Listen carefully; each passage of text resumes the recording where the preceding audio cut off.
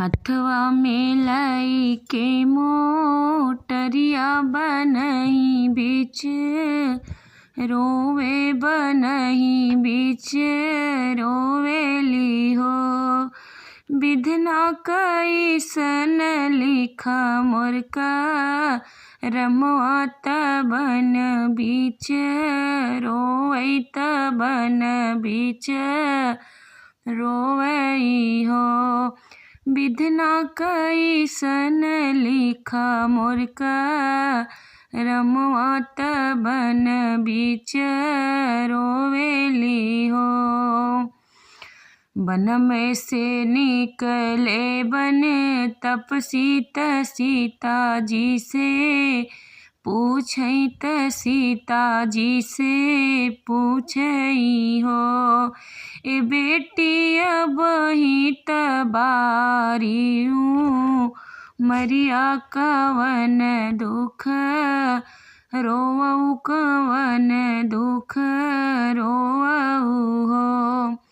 ए बेटी अब ही तबारियूँ मरिया कवन दुख रोवऊ, कवन दुख रोवऊ हो।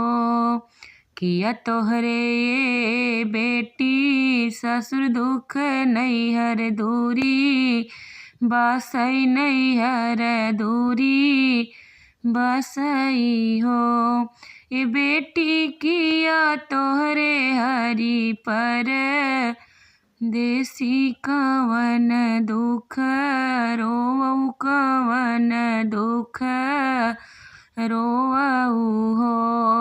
ए बेटी किया तोहरे हरि पर देश कवन दुख रोवऊ हो।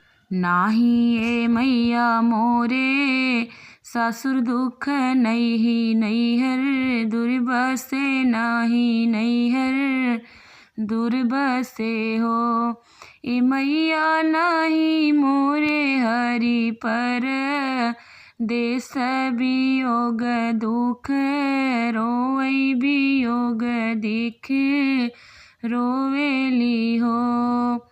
छवरे महीना के गर्भवा बन बन भटकी बन बन भटकेली हो। हो मैया जब रे लगी है 9 महीनवा तक केहू साथे नहीं रही है, केहू साथे नहीं रही है हो। ए मैया जब लगी है 9 महीनवा तक केहू साथे नहीं रही है, केहू साथे नहीं रही है हो। के दी है कंडी के अज्ञात पसंगी जा रही है, तपसंगी जा रही है हो।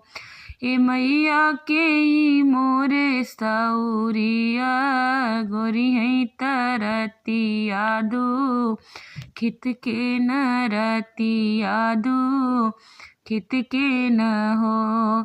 ए मैया के ऊ मोरे सौरिया गोरी है तरती यादू खित के न हो।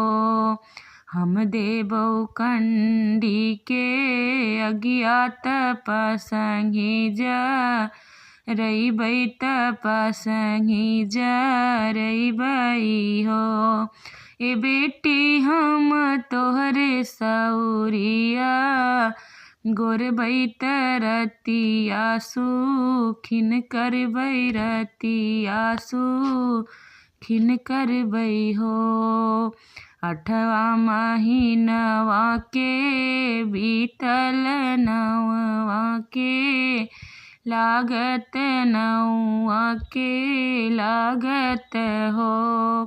ए ललना लव कुशली है ले जनमवा उठन लागे सोहर, उठन लागे सोहर हो। सखी बाजै लागे अंगना बधैया उठन लागे सोहर उठन लागे सोहर हो।